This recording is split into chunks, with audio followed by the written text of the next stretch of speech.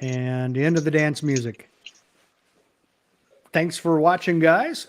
And tonight is a 2023 CO Carry Optics Nationals recap with Mr. Tim Dundery. Welcome. Thanks for having me. Always.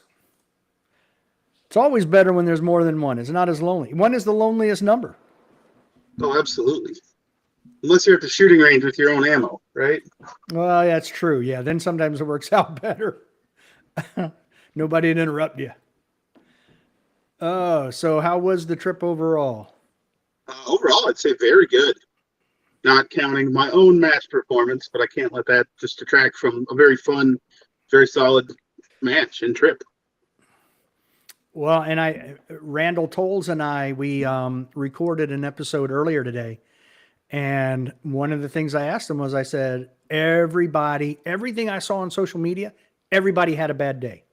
Like nobody didn't have a day that they're like, yeah, that wasn't a great day. Yeah, absolutely. We found a lot of surprising, I guess, difficulty in some of the stages. Well, they might have, at initial glance, didn't look the most fun. They still did a really good job of presenting difficulty. I was looking at some numbers. Only one shooter in the whole super squad, like the top 10 at least, made it out without a mic, and that was Nils.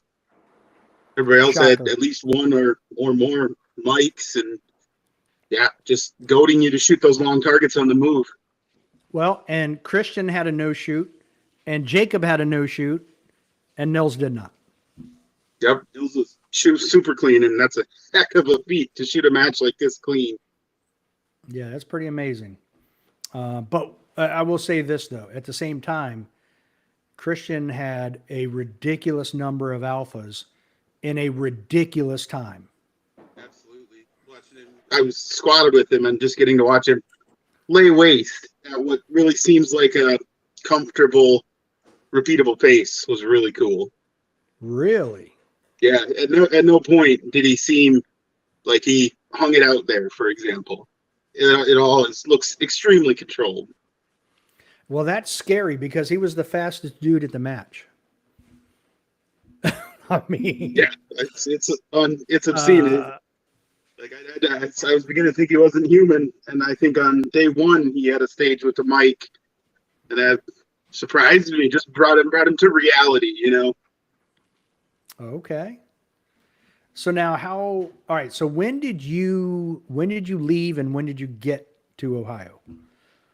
I had to leave my house Thursday morning at like 3 a.m. Drove to a buddy's house, went to Minneapolis airport, flew out, got in around 11 to Ohio. And then we flew out 11 a.m. on Thursday. And then we flew out, I think, noon on Monday. And I got home at about 3. Very, very easy trip. The range is really close to Columbus, like 28, 30 minutes tops. That's one of the easier drives we've had to the airport all year. And it was a great little area, really nice. It looks like they're really used to a lot of people being in town at the Cardinal Center. Oh, that's nice. That's a big benefit. All right, so to start off, I want to hit on something you said earlier that, you know, the way the matchbook was set up, there was a lot of grumbling, and even you had a comment when they posted the video of Shannon Smith shooting that you're like, oh, great. And other people too are like, oh, great. This is what we're paying for a Nationals. Now it sounds like, though, everybody was pleasantly surprised when they got there and saw the rest of it and shot the match. Yeah, I'd say all in all, it added up to be really good, because even if some of those zone 1 stages that were the ones with like no side berms, effectively kind of the wooden barriers, and if they wanted to shoot sideways, they had a handful of bullet traps. I'd say 10 or 20 at least that could get some other angles of fire. But if you looked at those as a singular match, it would be very disappointing. But the fact they were slightly different from the other zones made it really interesting. Okay. Now, of the 3 zones, because they seemed like they were all different again, like years past. which zone was your favorite? I liked Zone 3. It was really more your traditional outdoor USPSA stages for the most part. Some of the really fast ones, and I think I nailed the fastest reload of my life completely by accident on what was it, stage On 15 maybe? accident? Oh, stage 18. Think of baseball, Mm, and that was my last stage. So I knew I wasn't going to move up and down much in position by then, but I really wanted to put on a strong showing. But I enjoyed that long standards course on 17, I believe it was, the whatever 25, 28-yard IPSC targets, four reload, four, mm. four. I guess I enjoyed it because I'm really good at it. It's something I've practiced very hard on after getting battered by in the past. So it's nice to see it come to fruition, but it's a nice, distinct shooting test, you know. Okay. I noticed, we're gonna jump around a little bit here too, since you're talking about that. Stage 20, you called it the Triangles of Doom. Triangles of Doom, yeah. Now, interesting that because I've seen a lot of video, like Drew, who is watching, he went to all three boxes. You went to two. What made you decide to sit back? Because those were some pretty decent long shots. So, what made you decide to sit back in that very far box and just engage everything from back there? Me, for the most part, I can shoot a lot faster than I can run.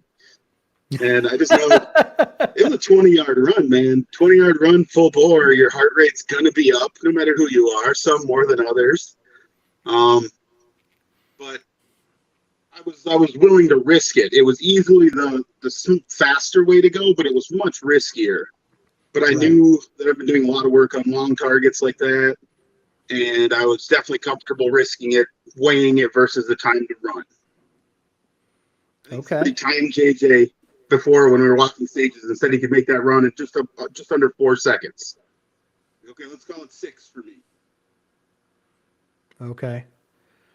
Yeah, and I don't know what JJ did either. So, what did the other guys on the super squad do? Did they hang back or did they go I forward? think the actual super squad was about 50-50. My squad, the super squad B, I think every single one of us went to the back and shot it. Now Christian was on yours, right? Yep, and he went to the back, and I saw a Okay. couple people do it, and that's what he was talking about doing. I'm like, okay, I'm not completely dumb. I'm not saying I can Uh, do what Christian does, but if our ideas are the same, I think I'm on the right track. yeah, yeah, for sure. And it's funny. I was just talking to somebody about that, where, I come up with my own game plan, my own stage plan that works for me. I can't compare myself to other people, but when I'm done, I like to then compare and see, how many people did it similar to me or not, and whereas it all the G's who did something different, and I'm like, okay, I totally missed it. So interesting that you did the same thing. Is there anything, you looking back now, the match is over? Is there any one particular thing you would do different in hindsight? Um, like match performance wise, is Just that in general, match wise, for to assist your standing at the end. I would have just tried to really, really manage the mental game. I did all right on day one. I didn't have a horrible day, but it still wasn't anything exceptional. And day two, I just was getting lured into trying to match pace with some of those crazy guys on my squad, like Aaron Edens and Andrew Hyder. Like Christian is another level just because you see him so much. But then when you look at it, Hyder and Edens are right there with him. And yeah, every single person on my squad was an incredible shooter. So it was easy to get too sucked. Okay. Well, we'll wait for him to come back. We'll be nice like that.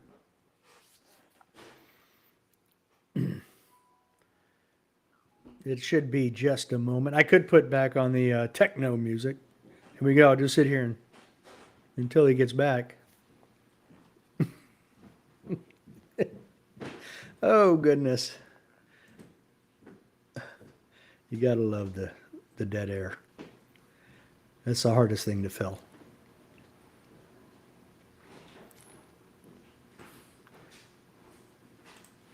So we'll throw that last comment in. There you go, Andrew.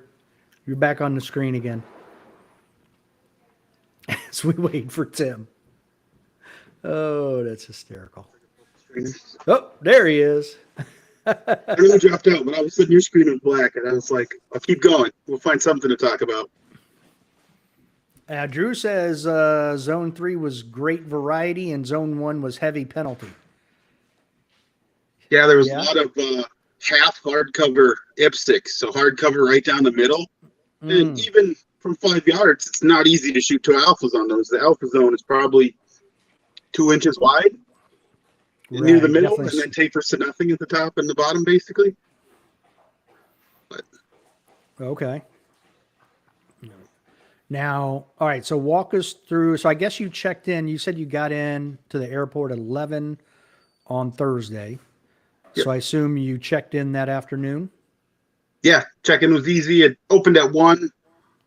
We got there before that, but we just watched stages until we could check in, and then we went and checked in, found our ammo we all shipped, and it was very easy. Got the jersey and I like that they make the morale patches. Those are pretty cool. Morale patches. The Velcro patch with the Carry Optics Nationals logo on Oh, it. yeah. Okay. They did that again? Those things are awesome. Yeah, I like those. That's a nice, really cool little memento to have. Yeah. Now, did you guys get jerseys too? Yep, everybody got a jersey. That was part of the package. Okay, cool. Last year they just had those hats that they were giving away for free. I don't think I took one. Okay, so now when you walked the stages, when you got there while you're waiting to check in, did your mind start changing at that moment about the stages as you started walking them? Not much. We only walked zone 1 the first day we got there. Or at least that's the only one I focused on. As soon as we got over to the other bays, I realized I wasn't going to shoot those for another day. So we didn't walk any of those. All right, now, but you shot afternoon, morning, afternoon, correct? Yeah. So after we shot in the PM, we quickly walked the zone 2 stages. And then again, we got there early on Saturday morning and walked the zone 2 stuff. Okay. I was going to say, because that doesn't give you a whole lot of time Friday afternoon. Yep. So, all right. You shot Monday. You didn't have a great day, according to you. I'm not saying that. Did you have a mind shift? What did you say to yourself when you left the range Friday? Friday, I said, hopefully this was just some jitters getting out of the way, because I did have some redeeming stages. I did really well on the actual classifier stage they have because of the strong hand, weak hand. I finished the day pretty good. I didn't do anything incredibly silly. I was on a consistent pace to stay within a couple seconds of the top guys, and I didn't feel terribly bad about it. Once I looked at the scores of the people that shot the same zone as I did, I wasn't feeling horrible because everybody got beat up on the first day. Like Super Squad A, Super Squad B, all those guys, everybody didn't have a great day on Friday, it seemed like.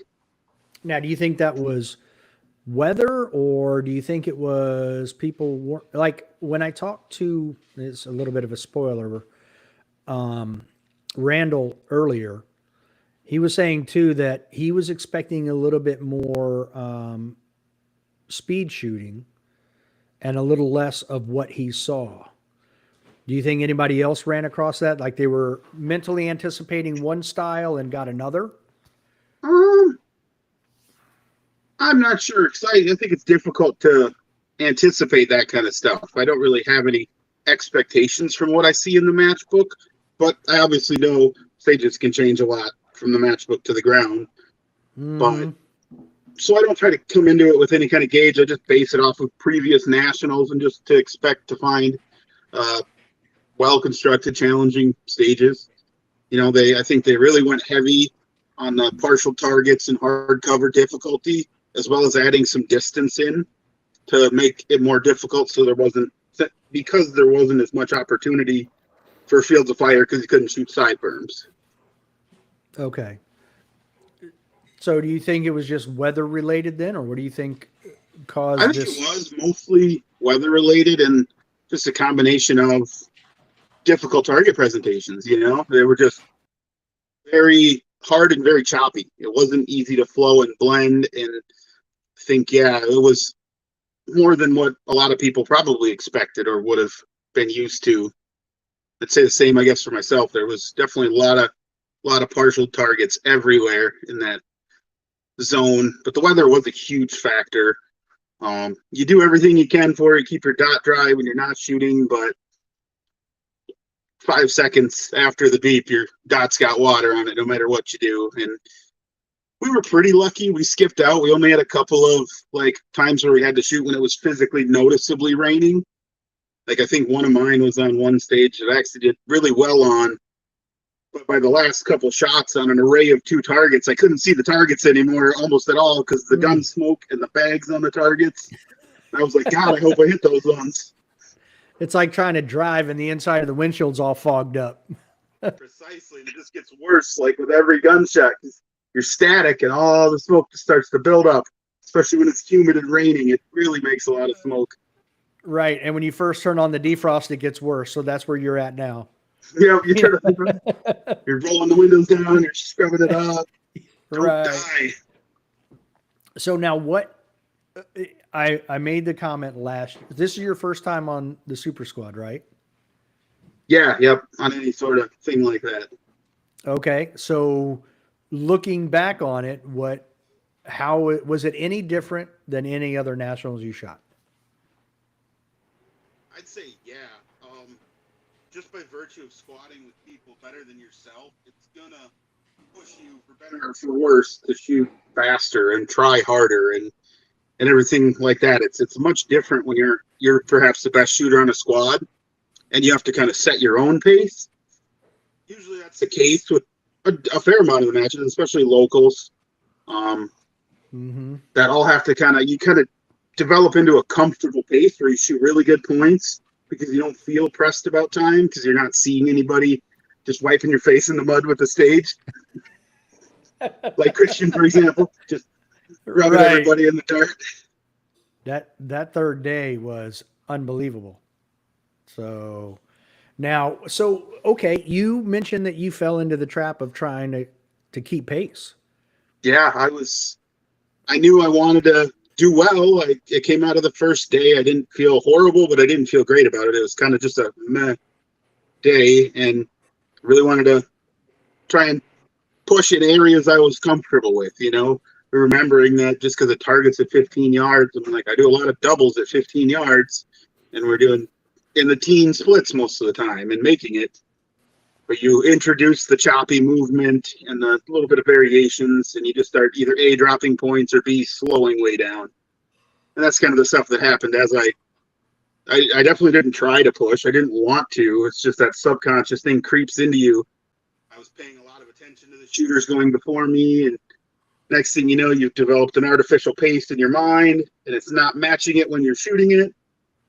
So that was a big thing I did on the third day is when I was up pretty high in the order for most of the stages on the third day. So I would just, when I was the on-deck shooter, I'd turn around. I wouldn't watch anybody's run before my run.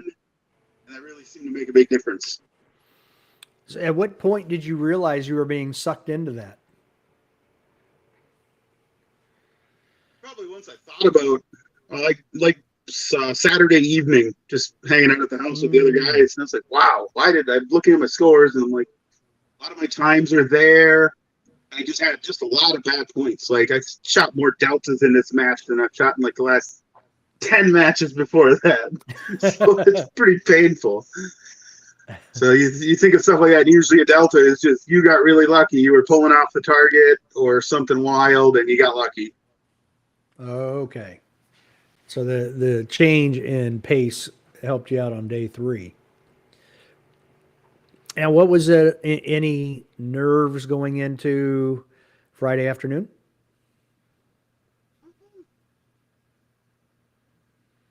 Maybe a little. I'd say if you're not feeling nervous, you're not doing it right. But I wouldn't say it was anything spectacular. I just knew I'm like, hey, I got to batten down and do everything that I know I can do and just shoot as good as I can. Okay. So apparently Delta's a gentleman's mic. right? According- The no penalty mic effectively now. It's what Deltas are. Right. Okay.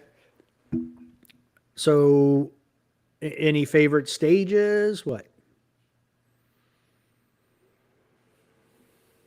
Got them all laid out here. Okay. Yeah, go through that. You said you brought some homework with you. Think of how the actual stage looked versus how the diagram looks. Oh, yeah.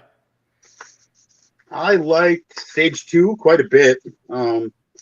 Didn't fit to the diagram, but it still worked pretty well. And they added in any mags to reload have to come from the barrels.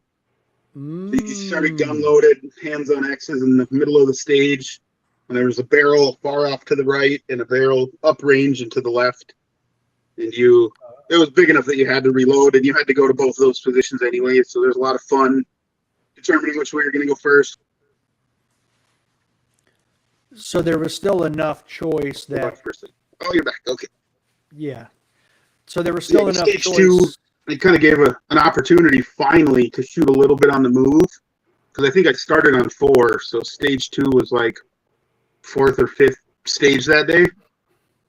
But you could back out aggressively taking 3 mini poppers, and I was excited about that, and that was a fun time. So, Did you take the mini poppers backing out? oh, definitely. Okay. So they weren't at 30 yards then, huh? No, they were normal distance, so that's what was nice. It's like, ooh, actual like 10, 11-yard mini poppers that you can shoot while moving. Let's go. Nice. Yeah, I was trying to hurry up and get to stage 2, but it takes a while to get down in this matchbook. I know, Holy it's a cow. big file. Oh, there we go. Oh, okay. I know which one you're talking about. That's still a pretty good size stage. Yeah. What is it? And that was actually the stage I shot when it was raining the most. And it was those last 2 targets on the left at the end of the uprange. So they were probably 18, maybe 18 yards. And I was definitely struggling to see them by the last shot because of the rain and the bags and the gun smoke. Okay. Now, so what else you got there with you said you brought some homework and you held up your, I've just your got all the matchbook. stages that I okay. put up. Just print it off so I could remember them and talk about them if I needed to. Gotcha. But yeah, obviously that's a bone of contention is them being nowhere near what's in the matchbook for half of them, which I get. Stage limitations happen. I'm a match director at my local club too. I get it, but probably a little harder. Maybe that's all. Yeah, I agree there. Especially what the bays look like, so you can work the matchbook a little bit closer. But maybe that was part of the magic was to make sure everybody had a bad day one by not letting them know exactly what it's gonna be. Because I've seen either publish it or don't, right? If you want to make it a mystery, make it a mystery. yeah, because I've seen in years past where people have gone and set up stages from nationals before nationals, and I was like, well, that's cheating. So I don't know. It's no different than setting up a classifier, right? it's not. That was just, but I can see where you're like, club, I ran 7 stages from the nationals matchbook. I think a week or 2 beforehand. And that's what made me the most sad about stage 4 is we set it up and I only had 2 targets hitting side berms that could have easily been changed pretty well. And I thought it worked out really nice and I was really excited to see how it turned out at nationals, and it turned into a completely linear stage there and just like move, shoot, move, shoot, move, shoot. That was basically it. There was very, very little opportunity for any sort of blending. I gotcha.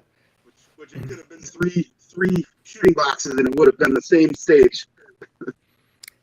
Gotcha. Okay.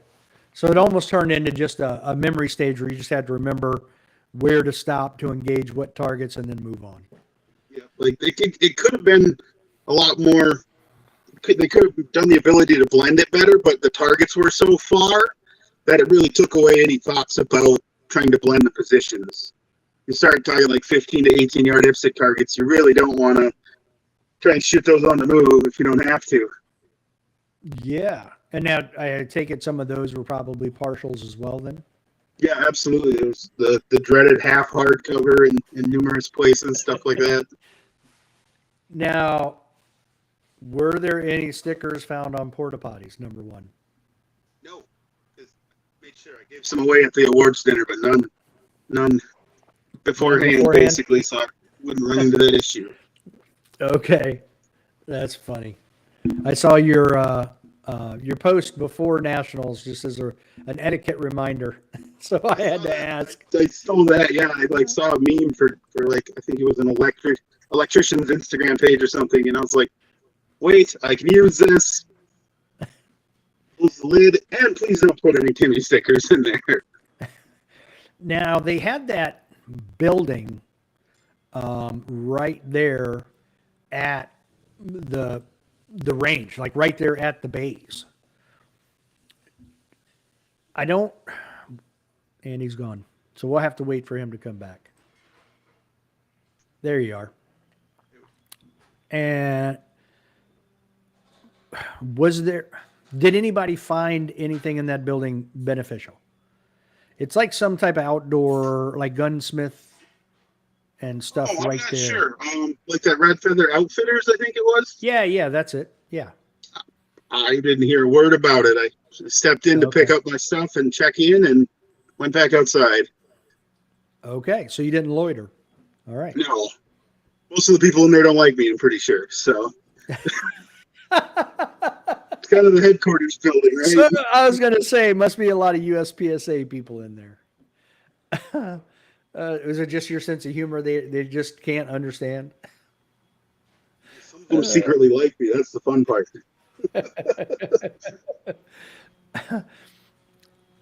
Facilities. I know you said that they're set up to expect a lot of people. How did you like Cardinal Shooting Center in general? Overall, I really liked it. There was like a center 100-yard bay that was very wide where they put the vendors, and I know they didn't get effectively any traffic compared to how they did last year when there was a vendor stop in the squad rotation.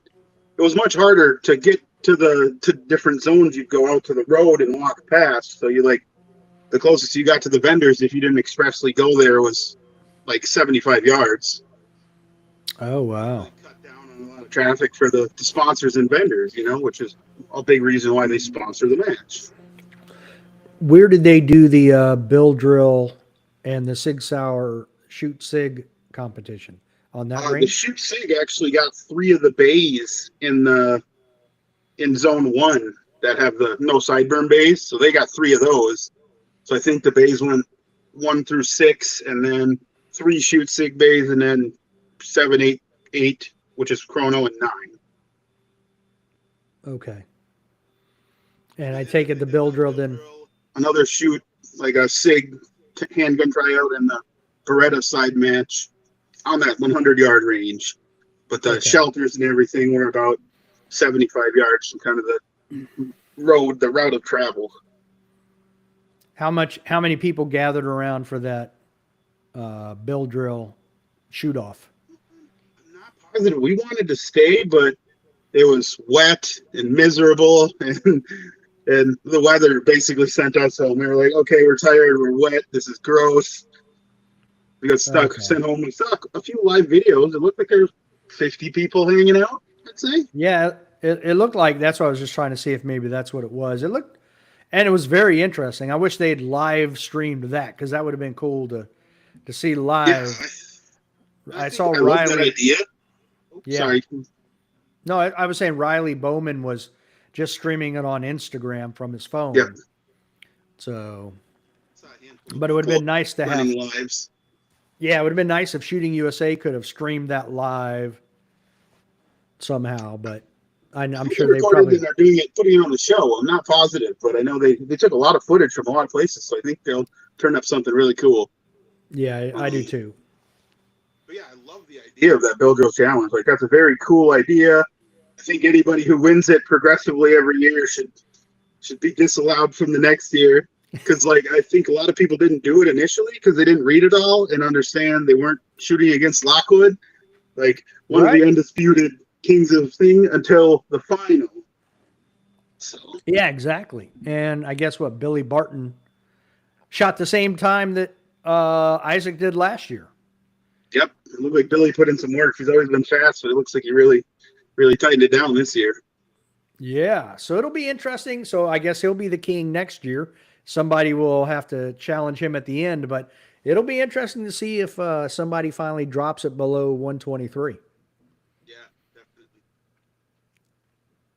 So are There's a lot you? of Go ahead. there's a lot of opportunity for growth in different things. I agree that Bill Drill is a great one that really has a lot of flash and that would excite people to see.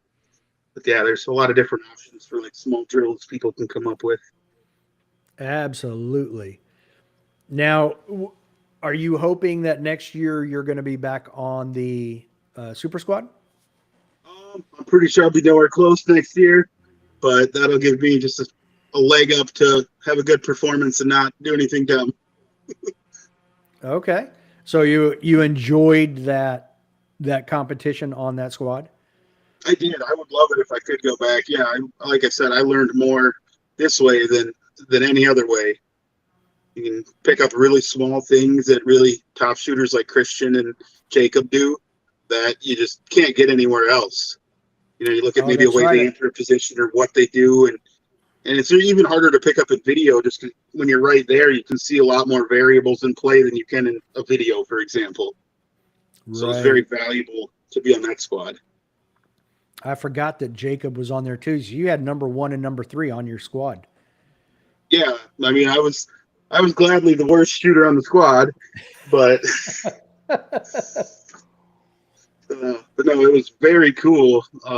Garen Singleton, the man was just a machine, shredded steel, especially day three. He was putting down paper style splits on popper arrays. It was insane. Wow. Jeremy Story was on the squad. He's super fast, lefty, very cool to watch. Man, you guys were stacked then.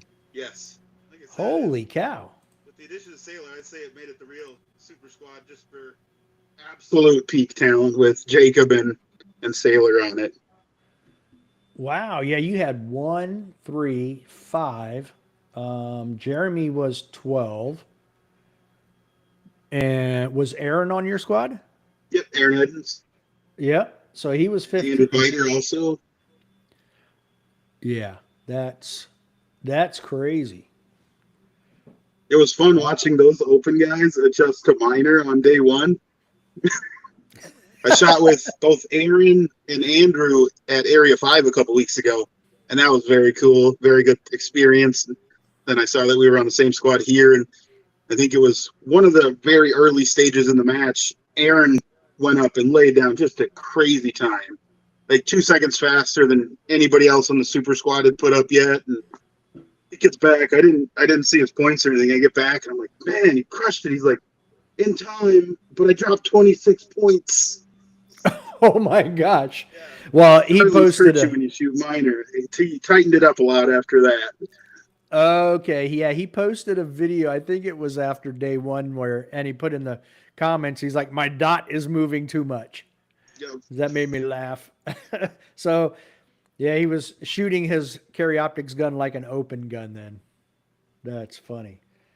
Man, yeah, you guys were stacked. Because Hyder was 22nd. I mean, good Lord. That's nuts.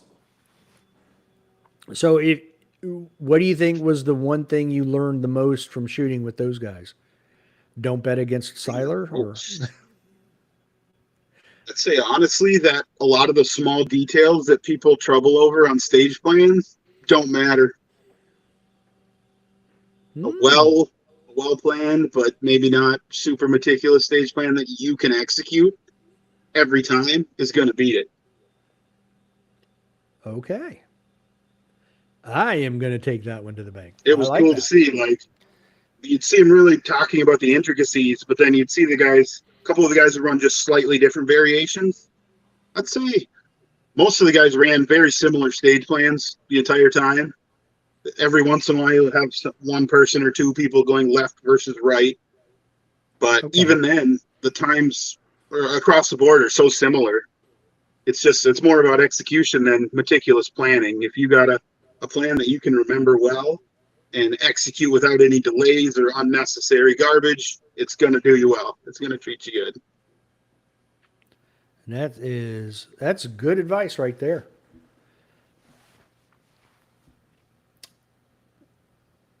I know you don't have a lot of time, so Yeah, I um, get like 10 minutes or so.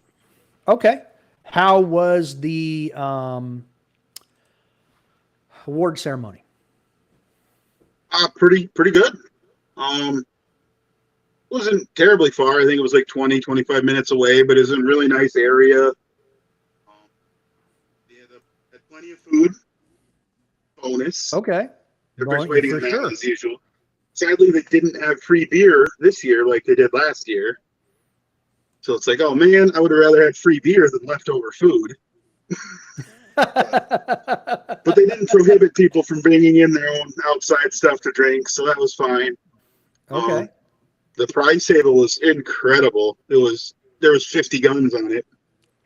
Wow. That's how many I counted. So like, wow, I actually won a gun, even being 41st. Yeah. Okay.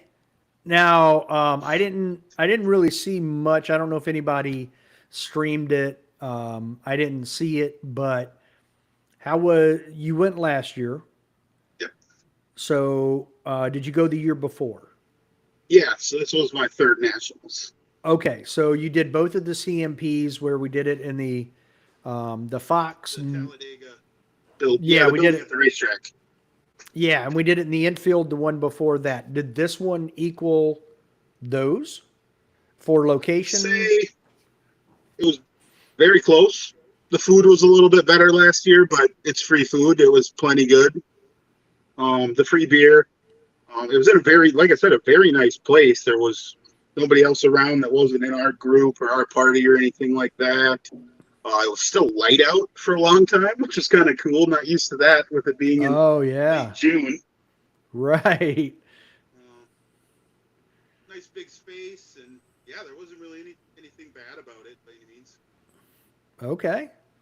So would you be happy with the location of Cardinal Shooting Center for Nationals and that space again next year for Nationals? Absolutely, if they can just put a little bit of thought into making those bays with no sideburns work a little better, because I mean it's still some interesting, but it's something that can be worked around. I mean, how many thousands of people shoot indoor matches in the winter? Like, I shoot a lot of indoor matches. I build a lot of stages for indoor matches where you can only shoot directly downrange.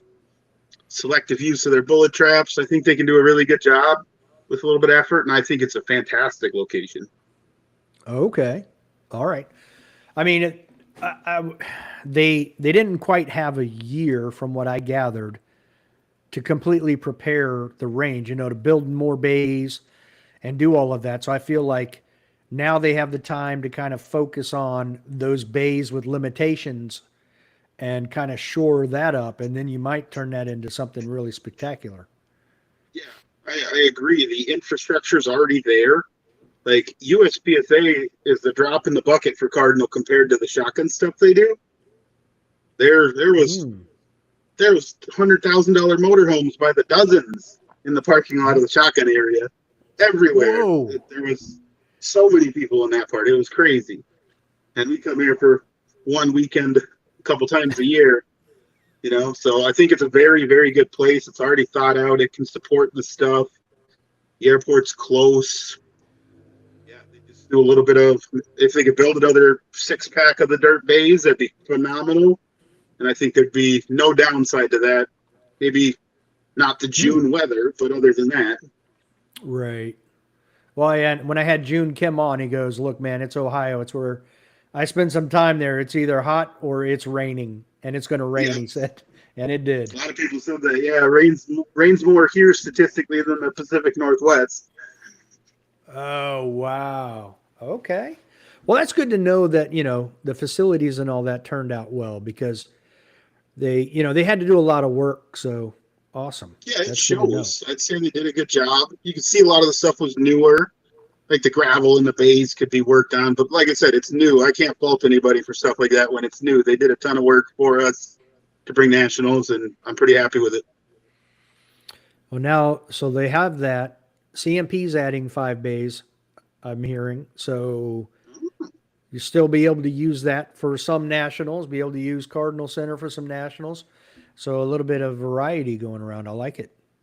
I'd much rather be in Ohio. CMP is like Okay. 2 hours from Atlanta, so that's annoying. You can fly into Birmingham, but it's usually noticeably more expensive. Nothing around CMP is open past 9 p.m. Nothing. Nope.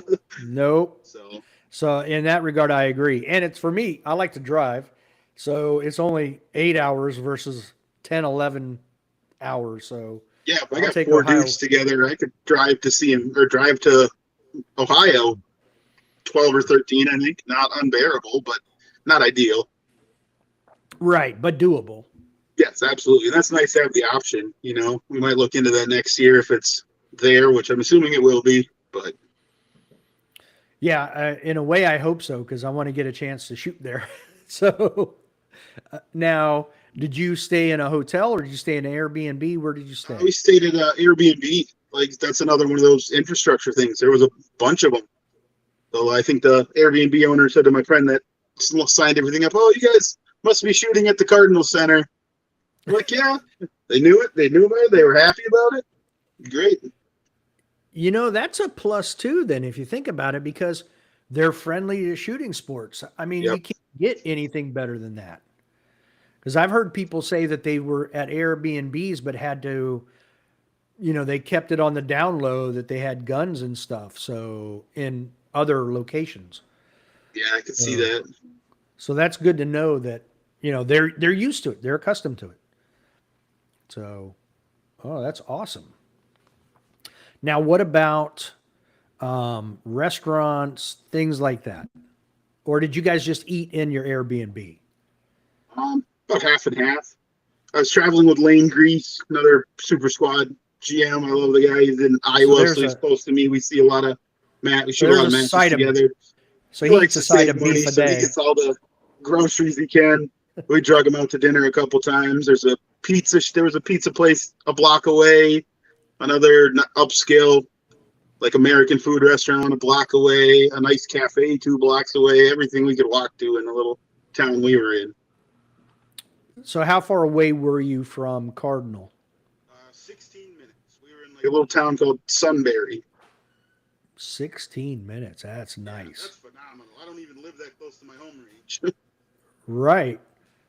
Well, when I last time I was at Talladega, I was like, I'm going to stay in Talladega so I'm closer to the range. Oh my gosh, that was horrible. There's I nothing should have else around. stayed.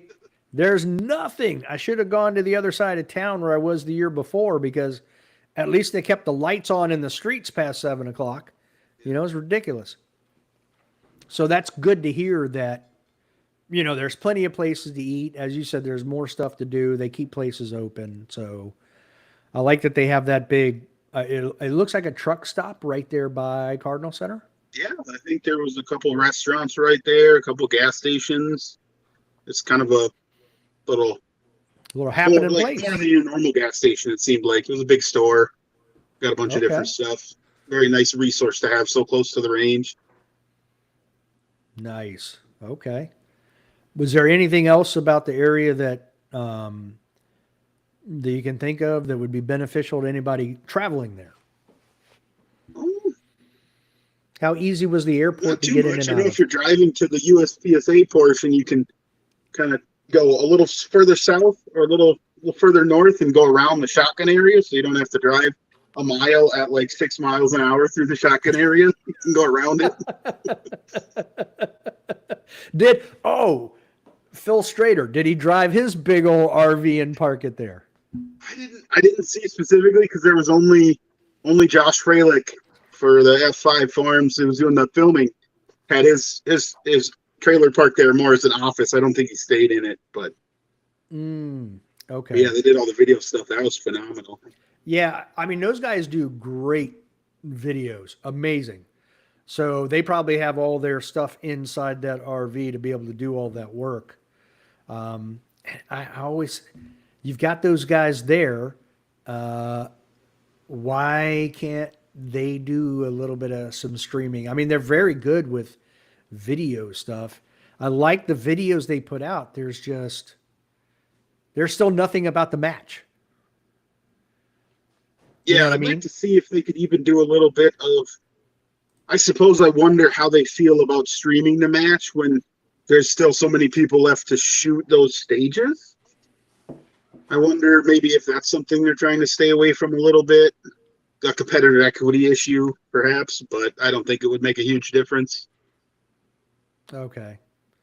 Yeah, I don't. I mean, I guess I guess after everybody made the comments after they posted the video of Shannon, they're like, all right, we're not doing this anymore. Um, but Changing things one little thing at a time. but at the end of the day, though, you could still put together a nice video of a snapshot of the day, people shooting Oh, matches, absolutely. and a couple minutes of interview here and there. You know what I mean? So, I mean, and they that's not on. definitely. I think they did put out a video every day, kind of like Yeah, a really clippy highlight reel. But yeah, I think it would have been cool to take a couple seconds of cool, fast shootings from various stages and splice it together and be like, oh, here's Max, here's Sailor, here's Jacob, here's your top contenders duking it out. yeah. Like why not a little Sports Center esque video at the end of each day, especially at the end of day two when you know, all right, here's the top contenders. These guys, as long as they don't have a catastrophic squib failure, they're in the hunt, you know? So I know you're leaving soon. So one last question. What was everybody's reaction when they learned of JJ's malfunction? Wasn't too much reaction. It was kind No, of like, cool. The squad I was on was pretty serious for the most part. yeah, yeah, Everybody was taking it pretty seriously, as they should. That's a nice benefit of having so many serious shooters. So there wasn't too much of that. I definitely was like, oh man, that absolutely blows. Completely took him out of the running effectively. It's super impressive that he climbed back up to 20th. So 16th. 16th. Whoa. He Sorry, made it JJJ. all.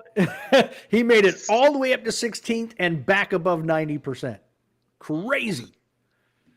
So yeah, my hats off to that guy. But that's what I would expect. I would expect those guys to go, damn, that sucks, but okay, Pretty much. and yeah, I mean, because I get it, because they know too. They're there, especially your Christians, your Jacobs, your Nils, your Masons. All of those guys are there with the expectation that they can win the match.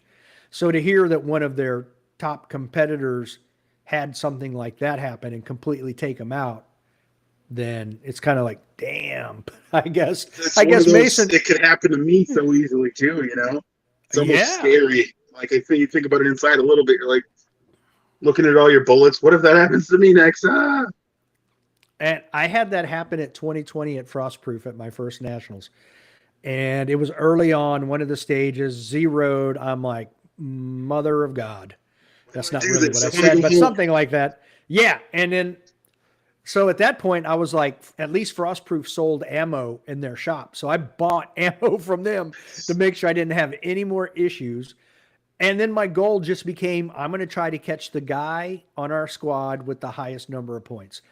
And I missed it by that much, but at least it gave me still a realistic goal, something to keep me focused, just like him. When I posted something about it, when I saw he made a comment on a USPSA post that his nationals was over, he just zeroed a stage. And I'm like, oh, I'm sure most people didn't know that. So I posted something and, he said he was going to refocus and see how high he could climb. So, and all the way to number 16. That's impressive. Yeah, JJ's so nice. I probably could have made a pretty solid meme about it, but the guy's so nice. I didn't want to beat him up during the match, especially. Like, oh, I'm going to stay away from that one. And I made the comment on one of my things that at the end of that day, I saw like a Josh Fralick video, at the end of that day, and he's laughing and joking with people. I'm like, who else would be happy at the end of the day, laughing and joking and having a good time but JJ? I'd be kicking my equipment back to my car. Oh, I feel for the guy, but if anybody can handle it, he can. So, Yep, class act all around. yeah, for sure. Anything else you want to add, Tim, or that we didn't think of, or? No, I think we covered it pretty well. I'm looking forward to next year already. I think I'm going to might try and find a production gun and goof around just because I've never really shot irons. And it's not serious. A lot of it, the rest of the year is not really serious for me, you know? I still shoot Area 3 and CO. I want to do well there. And a couple other small section matches, but there's no nationals to work towards, so it's kind of do whatever season. What's the time gap between Area 3 and Iron Sight Nationals? Do you know? Because I don't. Area 3's in early August, so I'd say at least a month. Yeah. Okay. And the reason why is, I mean, hey, Nils won limited minor. There's always that option. You throw a magwell and take your dot off, and there you go. Let's see. I had a number of people asked me if I was coming to Iron Sights Nationals, so it's like, well, let me ask around. I have considered it just because I mean my knee is still healing, but I'm like, so what? If I go and shoot my CO gun, they're just going to slap me in open. Okay, I get to shoot Iron Sights Nationals in my carry optics gun. October 4th. Okay, it's 2 months. Yeah, I was thinking open PCCs in September. Yeah, it's literally almost exactly 2 months. August 10th is Area 3, and October 4th is Iron Sight Nationals. So, yeah, you could always switch over and just have a fun time. That's the plan. Just try to stay fun, you know. We've worked pretty hard up until this point. Didn't have anywhere near the amount of time I would have liked to get ready, but performance at will is what you need to do. So, yeah, and it's almost like starting the off season after August, you know, because the results don't matter. You just learn and have fun. Exactly. Cool. Well, Tim, I appreciate you coming on, man. I appreciate all the info. Having a chance to get my opinion out there too on a lot of things. And yeah, you making me want to go shoot Cardinal now. That was good. I think you'd like it. I like it. You'd really enjoy it. Probably will rain less in October. Right. There we go. I'm going to have to keep that in mind. All right. Thanks, Tim. I appreciate you coming on a weeknight, man. No problem. All right. Take care. You too.